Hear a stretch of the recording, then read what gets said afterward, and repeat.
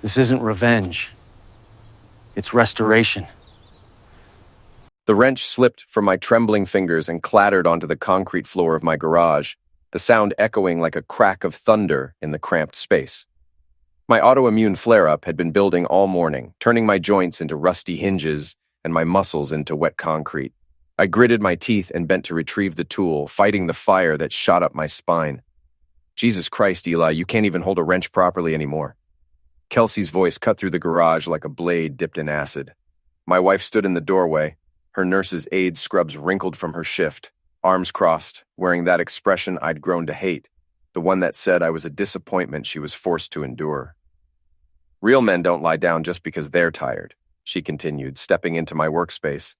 My father worked construction for 30 years with a bad back and never complained once. I straightened slowly, my vertebrae popping like bubble wrap. Your father also drank himself to death by 55, so maybe he's not the best role model. Her face flushed red.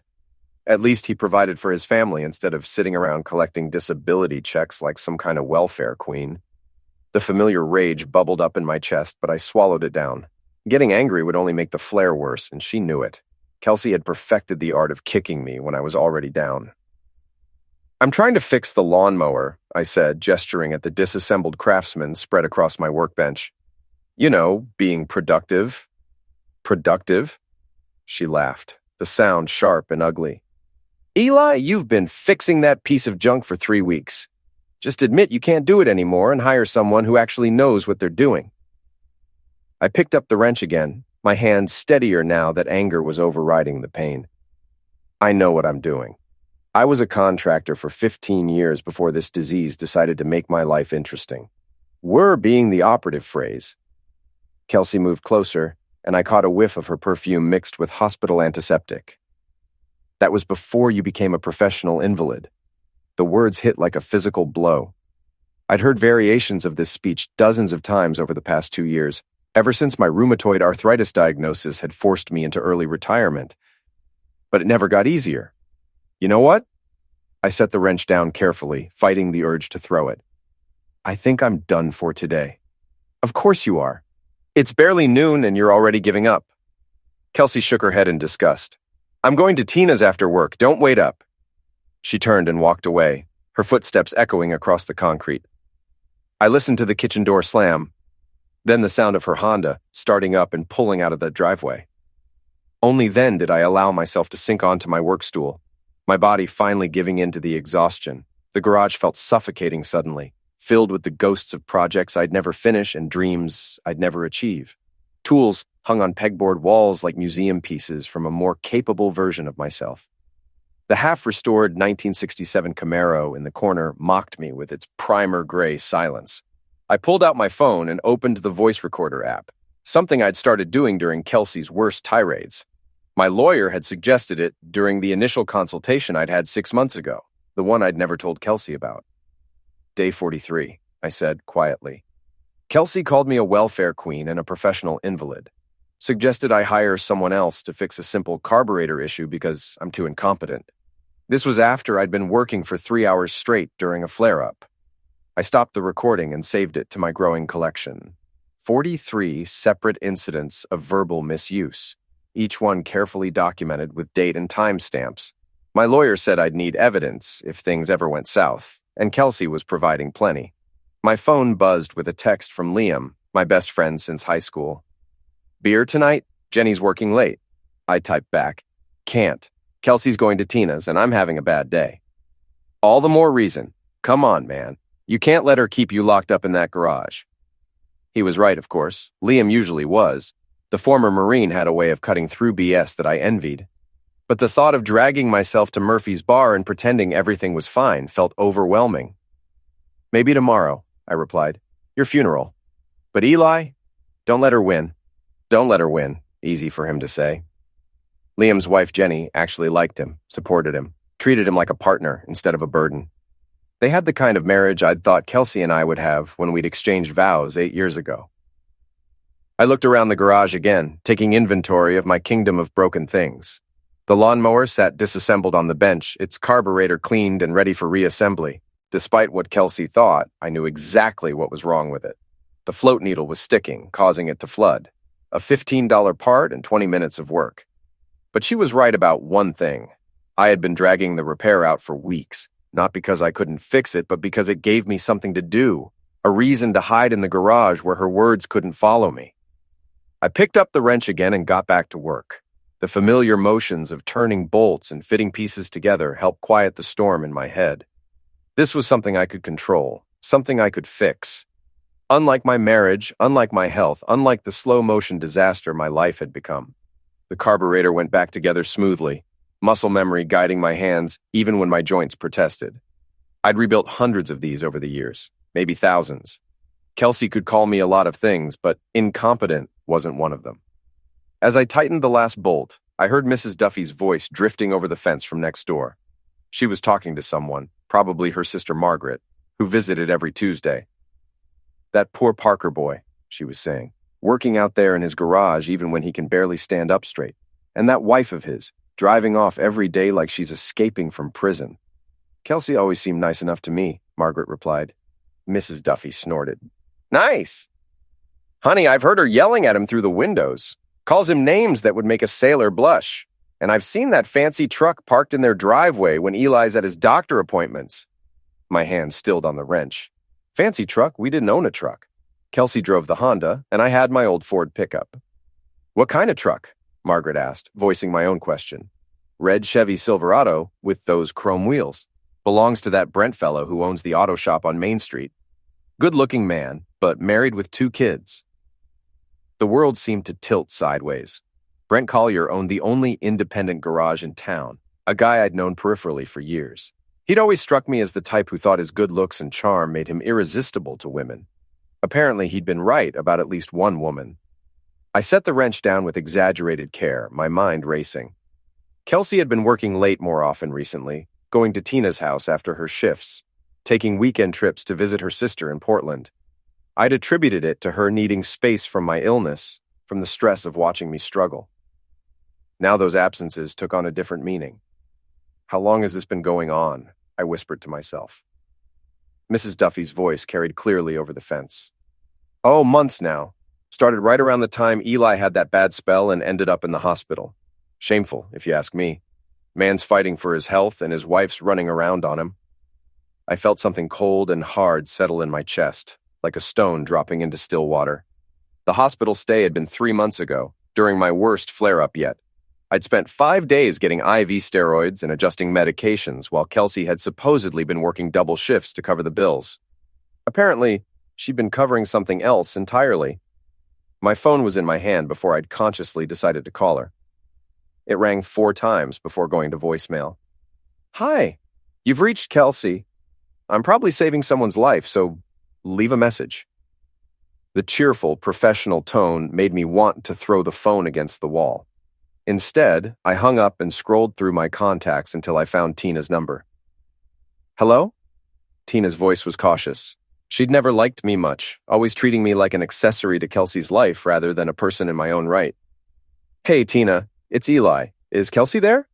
A pause. No, she's not here. She said she was going to your place after work." Another pause, longer this time. "Maybe she meant later. I just got home myself." The lie was so obvious, it was almost insulting. Tina had never been good at deception, which made her loyalty to Kelsey's apparent affair all the more pathetic. "Right," I said. "Well, if you see her, tell her I called." I hung up before she could respond and sat staring at the phone. 3 months. My wife had been cheating on me for 3 months, and I'd been too sick and trusting to notice. While I'd been fighting to save my marriage, she'd been busy destroying it. The rage that had been simmering all morning finally boiled over. I grabbed the first thing I could reach, a socket wrench, and hurled it at the garage wall. It hit with a satisfying crack, leaving a small dent in the drywall. Then I laughed. Not because anything was funny, but because the alternative was screaming, and Mrs. Duffy had heard enough drama from our house for one day. "Weak," I said to the empty garage, echoing Kelsey's favorite insult. She thinks I'm weak. I looked around at my tools, my projects, the evidence of a lifetime spent building and fixing things. Then I thought about the recordings on my phone, the careful documentation of every cruel word and calculated humiliation. Maybe Kelsey was right. Maybe I had been weak, taking her misuse and making excuses for her behavior. But weakness and patience weren't the same thing, and my patience had just run out. I pulled up Liam's number and typed, "Changed my mind about that beer. Murphy's at 7?" His reply came back immediately. "Heck yes, about time you rejoined the living." I spent the rest of the afternoon reassembling the lawnmower, my hands steady despite the fire in my joints. By the time I was done, the engine purged and ran like new. 15 years of experience hadn't disappeared just because my body was betraying me. As I cleaned my tools and put them away, I found myself thinking about Brent Collier. He was everything I wasn't. Tall, athletic, successful, healthy. The kind of man who probably thought chronic illness was a character flaw rather than a medical condition. But he was also the kind of man who cheated on his wife and kids, which said something about his character that had nothing to do with physical strength. I locked up the garage and headed inside to shower. Tonight I'd drink beer with my best friend and pretend everything was normal. Tomorrow I'd figure out what to do about my cheating wife and her muscle-bound boyfriend. But first, I had one more recording to make. Day 43, addendum, I said into my phone. Discovered Kelsey is having an affair with Brent Collier. Mrs. Duffy confirms it's been going on for 3 months since my hospital stay. Kelsey lied about her whereabouts tonight, and Tina covered for her. I paused, thinking about what to say next. I guess we'll see who's really weak. Murphy's bar hadn't changed since I'd started drinking there 20 years ago. The same neon beer signs flickered against wood-paneled walls. The same jukebox played classic rock. And the same smell of stale beer and fried food hung in the air like a comfortable blanket. It was the kind of place where everyone knew your name and your business, which could be either a blessing or a curse depending on your circumstances. Tonight, it felt like a refuge. Liam was already at our usual table in the back corner, 2 bottles of Budweiser sweating on the scarred wooden surface. He looked up as I approached, his weathered face creasing into a grin that didn't quite hide the concern in his eyes. "You look like heck," he said by way of greeting. "Thanks. You always know just what to say to make a guy feel better." I eased into the chair across from him, my joints protesting the movement. "How's Jenny?" "Working late again. Something about quarterly reports." He took a long pull from his beer. "She said to tell you hi and to stop being a stranger." Jenny was one of the few people who still treated me the same way she had before my diagnosis. No pity, no awkward silences, just the same dry humor and genuine affection she'd always shown. It made Kelsey's cruelty seem even more inexcusable by comparison. "Tell her I said hi back." I opened my beer and took a grateful sip. The cold liquid helped wash away some of the bitterness that had been building in my throat all day. "So what's going on?" Liam leaned forward, his voice dropping to the tone he'd used in the Marines when dealing with serious situations. "Your text sounded different." I'd known Liam would pick up on the subtext. We'd been friends too long for me to hide much from him. But now that I was here, I wasn't sure how to begin. "Kelsey's cheating on me," I said finally, the words coming out flat and matter-of-fact. Liam's beer bottle stopped halfway to his mouth. He set it down carefully and studied my face. "You sure?" "Mrs. Duffy saw Brent Collier's truck in my driveway multiple times while I was at doctor appointments. Kelsey lied about where she was going tonight, and Tina covered for her." I took another sip of beer. "Plus, it explains a lot of things that didn't make sense before." "Brent Collier, that pretty boy with the auto shop?" Liam's expression darkened. "I always thought he was a sleazy piece of crap." "Yeah, well, apparently my wife disagrees."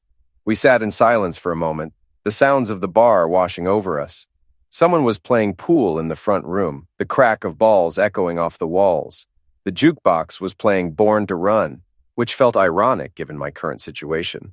"What are you going to do?" Liam asked. "I don't know yet. Part of me wants to confront her, but what's the point? She'll just lie about it or find a way to make it my fault." I rotated the beer bottle between my hands, watching the condensation drip onto the table. "She's been telling me I'm weak for months. Maybe she's right."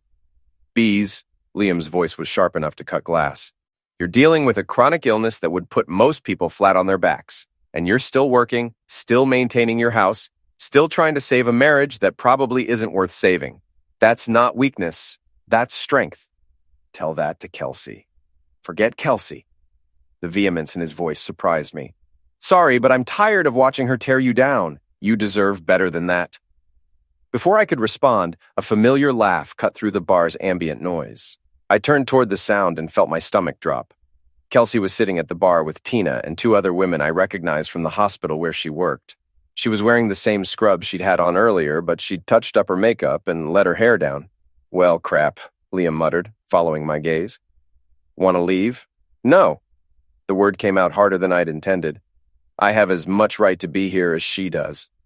As if she'd heard me, Kelsey turned in our direction. Our eyes met across the crowded room, and I saw her face cycle through several expressions: surprise, guilt, and finally defiance. She said something to Tina, who looked over at our table with obvious discomfort. This should be interesting, I said.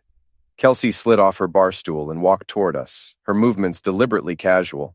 She'd always been good at performing for an audience, and Murphy's definitely qualified as one. Half the people in the bar knew both of us, and the other half would by tomorrow. Well, look who decided to leave his cave, she said as she reached our table. Hi, Liam. Kelsey. Liam's greeting was polite but cold. She focused her attention on me, her smile sharp as a blade. I thought you were having a bad day. Isn't that what you told me this afternoon? I was. Then I fixed the lawnmower and felt better. I kept my voice level, conversational. Funny how completing a project can improve your mood. Right, the lawnmower. She glanced at Liam, then back at me. I'm surprised you managed to finish it. Usually your projects take weeks. This one only took 3. Not bad for a professional invalid. The barb hit home. I saw her flinch slightly before her expression hardened. I was just being honest about your limitations, Eli. Someone has to be realistic about what you can and can't do anymore. Like being realistic about marriage vows? The words slipped out before I could stop them. The color drained from Kelsey's face. What's that supposed to mean? Nothing. Just thinking out loud about the importance of being realistic. I took a sip of my beer, maintaining eye contact. How was work today? Fine. Busy. She was regaining her composure, but I could see the uncertainty in her eyes. I should get back to the girls. Tina's buying the next round. Tell her I said hello, and thank her for covering for you earlier when I called. Kelsey's mouth opened slightly, then closed. She turned and walked back to the bar without another word, her posture rigid with tension. Jesus Christ, Liam said quietly. You just declared war. She declared war months ago. I'm just finally fighting back. I watched Kelsey rejoin her group, saw her lean in close to whisper something that made Tina glance nervously in our direction. The other women looked confused, clearly sensing drama, but not understanding its source. You know what the worst part is? I said, still watching my wife. I actually feel relieved. For months I've been wondering what I did wrong, why she was so angry all the time. Now I know it wasn't about me. It was never about you, man. Some people just need someone to blame for their own unhappiness. A new voice interrupted our conversation. Mind if I join you guys? I looked up to see Tom Bradley, a guy I'd worked construction with for several years before my diagnosis. He was holding a beer and wearing the kind of uncomfortable expression people got when they wanted to say something but weren't sure how. Sure, I said, gesturing to an empty chair. What's up, Tom? He sat down and took a long drink before answering. I heard about you and Kelsey having some problems. Just wanted you to know that if you need anything, work, references, whatever, I'm here for you. Thanks, but we're fine. The automatic response came out before I could think about it. Tom and Liam exchanged a look that told me my marriage problems were apparently common knowledge. In a town this size, secrets had a half-life of about 24 hours. The thing is, Tom continued carefully, my crew's been working on a renovation project for the past month. Big Victorian house out on Elm Street. The owner specifically asked if I knew any skilled carpenters who might be available for part-time work. I felt a flicker of interest despite myself. I've been living on disability payments and the occasional odd job for 2 years, watching my savings dwindle while my medical bills piled up. The idea of real work, of using my skills again, was tempting. What kind of work? Trim carpentry mostly, built-ins, crown molding, that sort of thing. Nothing too physically demanding. And you could set your own schedule based on how you're feeling. Tom leaned forward. The pay is good, and the owner doesn't care about your health issues, as long as the work gets done. I glanced over at the bar where Kelsey was laughing at something one of her coworkers had said. The sound was bright and artificial, the kind of laugh she used when she was trying to prove how happy she was. I'll think about it, I told Tom. Good man. He finished his beer and stood up. I'll text you the details. And, Eli, don't let anyone tell you you're not capable of great things. After he left, Liam and I sat in comfortable silence for a while.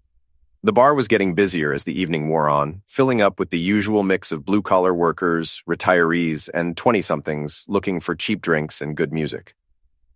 "You going to take the job?" Liam asked eventually. "Maybe. It would be nice to feel useful again.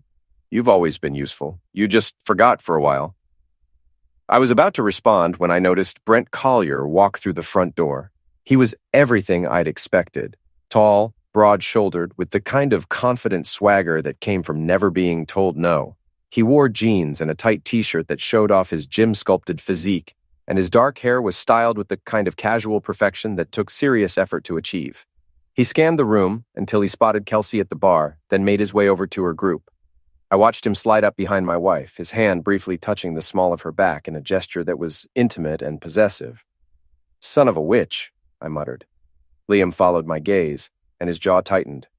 "Want me to go over there and introduce myself?" "No, let them think they're being clever." But my hands were shaking with rage, and it took all my self-control not to march over there and confront them both. Instead, I pulled out my phone and started the recording app. "Day 43, second addendum," I said quietly. "Brent Collier just arrived at Murphy's bar and made physical contact with Kelsey in front of multiple witnesses. His behavior suggests familiarity and intimacy." I stopped the recording and put the phone away, my mind already working on the implications. If they were being this careless in public, they must feel pretty confident about their situation. They probably assumed I was too sick and beaten down to do anything about it. They were about to learn otherwise. "I need to get out of here," I said, finishing my beer, but not because I'm running away. "What's the plan?" "I don't have one yet, but I will." As we got up to leave, I took one last look at the bar. Brent was leaning against it now, talking to Kelsey, while Tina and the other women watched with obvious interest. My wife was smiling up at him with an expression I hadn't seen her wear in months. Genuine happiness mixed with undeniable chemistry. It should have hurt more than it did. Instead, I felt a strange sense of liberation. The marriage I'd been fighting to save was already over. Now I just had to decide what to do about it. We walked out into the cool evening air, and I took a deep breath that felt cleaner than any I'd taken in months. "You okay?" Liam asked as we reached our trucks. "Yeah, for the first time in a long time, I actually am." I drove home through the quiet streets of our small town, past the houses where normal couples were probably settling in for the evening, watching TV or helping kids with homework or just enjoying each other's company. Simple pleasures that I'd taken for granted until they'd been stripped away. The house was dark when I pulled into the driveway. Kelsey's Honda nowhere to be seen. I sat in my truck for a moment, looking at the place I'd called home for 8 years. It was a nice house, 3 bedrooms, 2 baths, a big yard with mature trees. We'd bought it when we were still happy, when we'd talked about filling those extra bedrooms with children and growing old together. Now it just felt like a museum of broken dreams. I went inside and poured myself a whiskey, then sat in my recliner and stared at the wedding photo on the mantel. Kelsey looked radiant in her white dress, and I looked proud and hopeful in my rented tuxedo. We'd been so sure we had it all figured out. My phone buzzed with a text from Tom. "Renovation job starts Monday if you're interested. $25/hour, flexible schedule. Let me know." I stared at the message for a long moment, then typed back, "I'm in." It was time to start rebuilding my life, and this seemed like as good a place as any to begin. I had skills, experience, and despite what Kelsey thought, I wasn't weak. I was just tired of pretending everything was fine when it clearly wasn't. I raised my whiskey glass in a mock toast to the empty house. Here's to new beginnings and old friends, and to wives who think they're smarter than they actually are. The whiskey burned going down, but it was a good burn, the kind that reminded you that you were still alive, still capable of feeling something other than pain and disappointment. Tomorrow I'd start planning my next move. Tonight, I was just going to enjoy the silence. The renovation job turned out to be exactly what I needed. The Victorian house on Elm Street was a beautiful old lady who'd been neglected for years, and bringing her back to life felt like a form of therapy. My hands remembered the weight of quality tools, the satisfaction of precise measurements and perfect joints. Even on my worst days, when my joints felt like they were filled with broken glass, I could lose myself in the work. It had been 2 weeks since the confrontation at Murphy's bar, and Kelsey and I had settled into a cold war of polite indifference. She came and went as she pleased, often staying out until well past midnight, while I focused on my job and documented everything in my growing collection of recordings. I was installing crown molding in the master bedroom when my phone buzzed with a text from Mrs. Duffy. "Red truck in your driveway again? Thought you should know." I set down my nail tool and checked the time. 2:30 in the afternoon, right in the middle of Kelsey's shift at the hospital. Either she was taking very long lunch breaks, or she'd started calling in sick to spend time with her boyfriend. A quick call to the hospital's main number confirmed my suspicions. "I'm sorry, but Kelsey Parker called in sick today," the receptionist told me. "Can I take a message?" "No message," I said. "Thanks." I finished the section of molding I was working on, then packed up my tools and headed home. The drive took 15 minutes, long enough for me to decide exactly what I was going to do. Brent's red Silverado was parked in my driveway like he owned the place, chrome wheels gleaming in the afternoon sun. I pulled up behind it, effectively blocking him in, and sat in my truck for a moment to gather my thoughts. Through the living room window, I could see movement shadows passing back and forth in a way that suggested my wife and her boyfriend were making themselves very comfortable in my house, the house I was still paying the mortgage on while she played house with someone else. I got out of the truck and walked to the front door, my key ready. But as I reached for the lock, I heard Kelsey's voice from inside, clear as a bell through the thin walls. "God, Eli's such a pathetic mess. You should have seen him at Murphy's the other night, trying to act all tough in front of his friend. It was embarrassing." Brent's voice was deeper, rougher. "Why don't you just leave him? You're wasting your time with that cripple." "Because I'm not stupid. He's got disability income, and the house is in both our names. If I play this right, I can get half of everything in the divorce and make him pay alimony too. His lawyer won't be able to prove anything as long as we're careful." The sound of their laughter made my blood boil. I pulled out my phone and started recording, holding it close to the door to pick up every word. "Besides," Kelsey continued, "it's kind of fun watching him try to figure out what's wrong. He keeps giving me these suspicious looks, like he knows something but can't prove it. Yesterday, he asked me 3 times where I was going. Maybe he's not as stupid as you think. Trust me, Eli's too sick and too weak to do anything about it, even if he did find out. The man can barely change a light bulb without needing a nap. I'd heard enough." I put my phone away and quietly inserted my key into the lock, turning it slowly to avoid making noise. The door opened silently. I'd oiled the hinges just last week, a bit of maintenance that was about to pay unexpected dividends. I stepped into the foyer and closed the door behind me with a soft click. From the living room came the unmistakable sounds of 2 people who thought they had the house to themselves. I moved carefully toward the sound, my work boots silent on the hardwood floor I'd installed myself 3 years ago. They were on my couch, the leather sectional Kelsey and I had saved up for months to buy. Brent was shirtless, his muscles and tattoos on full display, while Kelsey was wearing nothing but a hospital scrub top that was unbuttoned and hanging open. I stood in the doorway for a moment, taking in the scene with a strange sense of detachment. This was my wife of 8 years, the woman I'd promised to love and cherish, desecrating our home with a man who just called me a cripple. "Well," I said conversationally, "this explains why the electric bill has been so high." The effect was instantaneous and spectacular. Kelsey shrieked and scrambled to cover herself, while Brent jumped up so fast he nearly fell over the coffee table. His face went from flushed with arousal to pale with shock in the space of a heartbeat. "Jesus Christ, Eli!" Kelsey clutched the scrub top closed. "What are you doing here?" "I live here, remember? My name's on the deed." I stepped into the room, noting how Brent was frantically looking around for his shirt. "The question is, what are you doing here, Brent? Shouldn't you be at your shop, working on cars and definitely not working on my wife?" "Look, man, I can explain," Brent started. "Oh, I'd love to hear this explanation. Please, go ahead." I settled into my recliner, the one piece of furniture they hadn't contaminated. "But you might want to put your shirt on first. This is a family home, after all." Kelsey's shock was rapidly turning to anger, which was exactly what I'd expected. She'd never been good at handling situations where she wasn't in control. "How dare you sneak into your own house like some kind of pervert?" she snapped. "Normal people knock." "Normal people don't sleep with other people's husbands on their couches," I replied calmly. "But then again, I've never been married to a normal person." Brent had found his shirt and was pulling it on with shaking hands. "I should go." "That's probably a good idea. But before you do, I'm curious about something." I looked directly at him, my voice still conversational. Does your wife know where you are right now?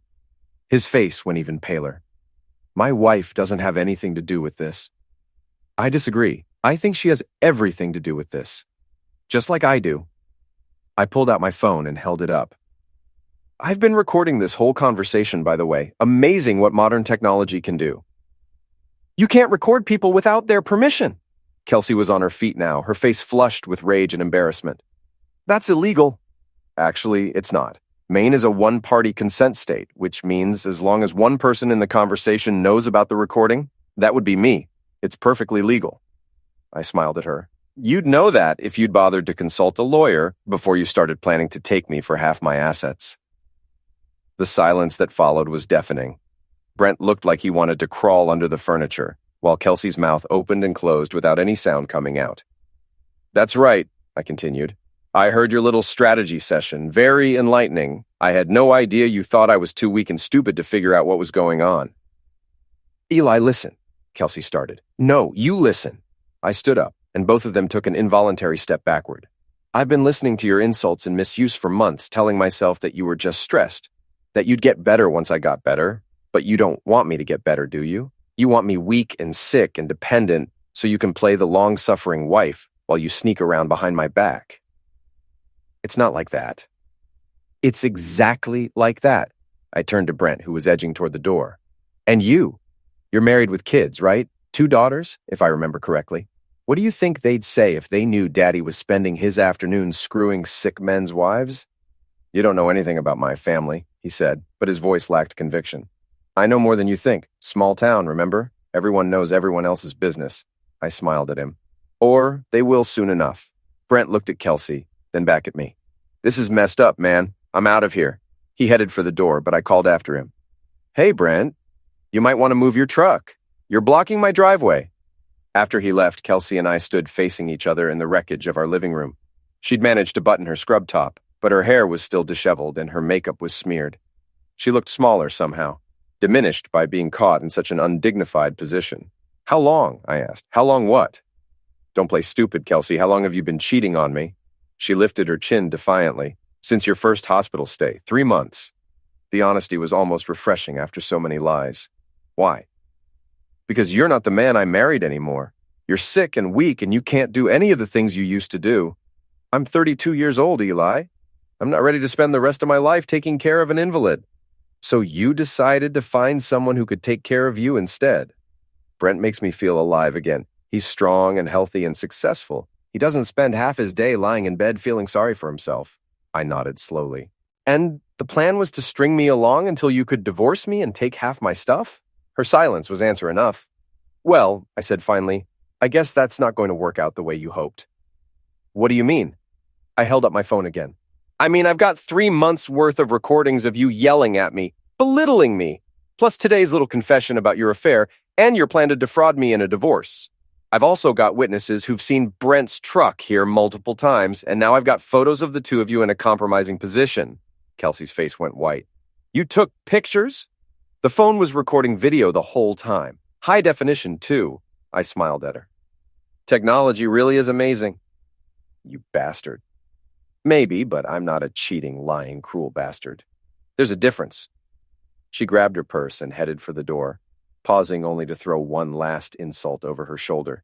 You're still weak, Eli. This doesn't change anything. We'll see about that.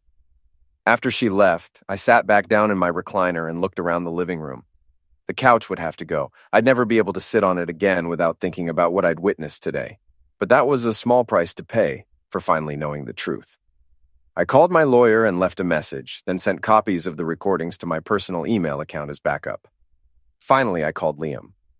How'd you like to help me move some furniture? I asked when he answered. What kind of furniture? The kind that's been contaminated by cheating wives and their boyfriends. I'll be right over. While I waited for him to arrive, I walked through the house, seeing it with new eyes. This had been our home, the place where we'd planned to build a life together. Now it was just a house, and not even a particularly happy one. But it was still mine, and unlike my health or my marriage, it was something I could actually fix. I went out to the garage and started gathering the tools I'd need to remove the couch. It was going to be a long afternoon, but for the first time in months, I was looking forward to the work. After all, I had a lot of rebuilding to do. Word travels fast in a small town, especially when it involves adultery, public humiliation, and the kind of drama that gives people something to talk about over coffee for weeks. By the time I arrived at Murphy's Bar 3 days after catching Kelsey and Brent in my living room, it was clear that everyone knew something had happened, even if they didn't know all the details. The conversations died down as I walked in, replaced by the kind of meaningful looks and whispered comments that followed scandal wherever it went. I nodded to a few familiar faces and made my way to the bar, where Murphy himself was polishing glasses with the methodical precision of a man who'd been doing it for 30 years.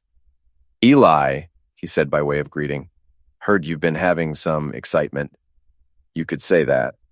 I settled onto a bar stool and ordered a beer. "I don't suppose Kelsey's been in tonight?"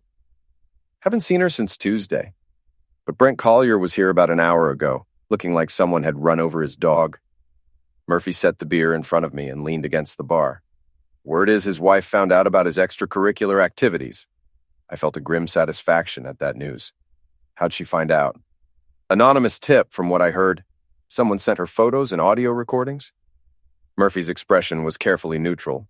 "Terrible thing when a marriage falls apart like that." "Terrible," I agreed, taking a sip of my beer. The bar's front door opened and Tom Bradley walked in, followed by two other guys I recognized from various construction jobs over the years. They spotted me at the bar and headed over, their expressions a mixture of curiosity and support. "Eli, good to see you," Tom said, clapping me on the shoulder. "How's the Victorian project coming along?" "Almost finished with the trim work. Should be done by the end of the week." "Excellent. I've got another job lined up if you're interested. Kitchen renovation in one of those new developments out past the highway." We talked shop for a while, and I found myself relaxing for the first time in days. These were my people guys who understood the satisfaction of working with their hands, who judged a man by the quality of his craftsmanship rather than the limitations of his body. "I heard about Kelsey," Tom said quietly when the others had moved on to play pool. "For what it's worth, a lot of us saw this coming." "Yeah? Why didn't anyone say anything?" "What were we going to say? Hey, Eli, your wife's a witch and she's probably cheating on you?" That's not the kind of conversation you have with a friend unless you're absolutely sure. I nodded, understanding the position they'd been in. "Well, now everyone's sure." "How are you holding up?" "Better than expected, actually. It's amazing how much easier life gets when you stop pretending everything's fine." Tom grinned. "That's the spirit. You know, there's a group of us getting together Sunday to watch the game at my place. Jenny's making her famous chili. You should come." "I'll think about it." But before I could say anything else, the bar's atmosphere changed.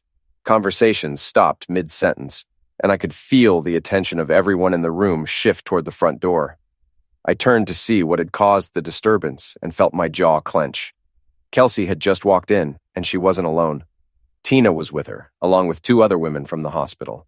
They were dressed for a night out, short skirts, low-cut tops, enough makeup and perfume to stop traffic. It was clearly a girls' night designed to show everyone that Kelsey was doing just fine, thank you very much. They claimed a table near the front of the bar, making sure everyone could see them. Kelsey was laughing loudly at something one of her friends had said, the sound sharp and artificial in the suddenly quiet room. "Well, crap," Tom muttered. "This should be interesting." I turned back to my beer, determined not to give Kelsey the satisfaction of seeing me react, but I could feel her presence like a physical weight, and I knew she was watching me, waiting for some kind of response. It didn't take long. "Oh my God, is that Eli?" Kelsey's voice carried clearly across the bar, pitched just loud enough for everyone to hear. "I can't believe he's actually out in public. Usually he's home by 8 complaining about his joints." Her friends giggled, but the sound was nervous rather than genuinely amused. Everyone else in the bar was watching the drama unfold with the fascination of people witnessing a car accident. I took another sip of my beer and continued to ignore her, but Kelsey wasn't done. "I heard he's been telling people I was cheating on him," she continued, her voice getting louder. "As if anyone would believe that. I mean, look at him. What woman would choose that over what she already has?" The insult was designed to cut deep, and a few months ago it would have worked. But I'd spent too much time documenting her cruelty to be surprised by it now. Instead, I felt something cold and calculating settle in my chest. I stood up slowly and turned to face her table.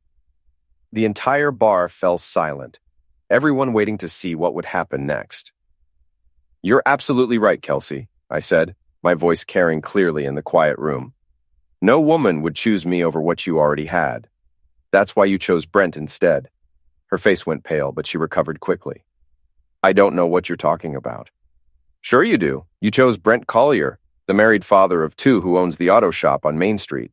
You chose him for 3 months while I was dealing with my health issues, thinking I was too weak and stupid to figure it out." The silence in the bar was absolute now. Even the jukebox seemed to have stopped playing. "You're delusional," Kelsey said, but her voice lacked conviction. I pulled out my phone and held it up. "Would you like me to play the recording of you and Brent discussing your affair? The one where you call me a pathetic mess and he calls me a cripple? Or would you prefer the video of the two of you on my couch?" Kelsey's face went from pale to gray. "You wouldn't dare! Try me." For a moment, we stared at each other across the crowded bar. Then Kelsey grabbed her purse and stood up so quickly her chair nearly fell over. "This is harassment," she said, her voice shaking with rage and humiliation. "I'm calling the police." "Good idea. I'm sure Sheriff Adams would love to see the evidence I've collected, especially the part where you admit to planning to defraud me in our divorce." Kelsey looked around the bar, taking in the faces of people who'd known her for years. What she saw there, judgment, disappointment, disgust, made her flinch as if she'd been slapped. "Come on," she said to her friends. "Let's get out of this dump."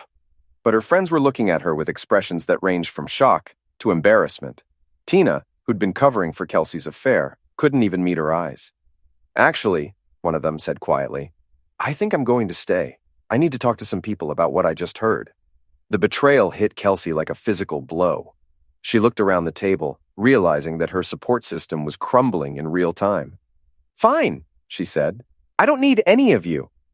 She stormed out of the bar, leaving her former friends behind. The silence lasted for several more seconds, then conversations resumed in hushed, excited tones.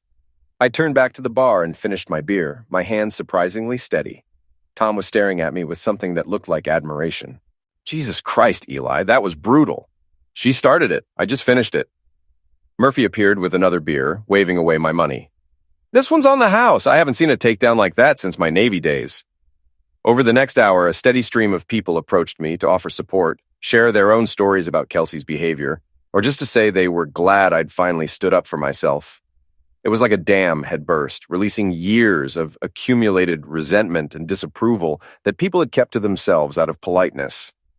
Mrs. Henderson from the grocery store told me about the time Kelsey had berated a teenage cashier to tears over a 50-cent coupon dispute. Dave from the hardware store mentioned how Kelsey always made snide comments about my illness when she came in to buy things for the house. Even Father Mackenzie from St. Mary's stopped by to say he'd been praying for me. By the time I left the bar, I felt like I'd been through some kind of ritual cleansing. The weight I'd been carrying for months, the guilt, the self-doubt, the constant questioning of my own worth had lifted, replaced by something I hadn't felt in a long time: righteous anger. I drove home through streets that felt different somehow, like I was seeing them clearly for the first time in years. The house looked the same from the outside, but inside it felt lighter, cleaner, free from the toxic presence that had been poisoning it for so long. I poured myself a whiskey and sat in my recliner, thinking about what came next. The divorce proceedings would be ugly, but I had the evidence to protect myself. My health wasn't going to magically improve, but I'd proven to myself that I was stronger than my illness. And for the first time since my diagnosis, I had work I enjoyed and friends who supported me. My phone buzzed with a text from Liam. "Heard about tonight. Proud of you, brother." I texted back, "Thanks." It felt good to finally fight back. What's next? I thought about that for a moment, then typed, "I'm going to rebuild my life, starting with getting a new couch." His response came back immediately. "About time, seriously." I finished my whiskey and headed upstairs to bed, feeling more optimistic about the future than I had in years. Kelsey had been wrong about a lot of things, but she'd been especially wrong about one. I wasn't weak. I'd just been fighting the wrong battle. Now that I knew who my real enemies were, the war was finally beginning in earnest.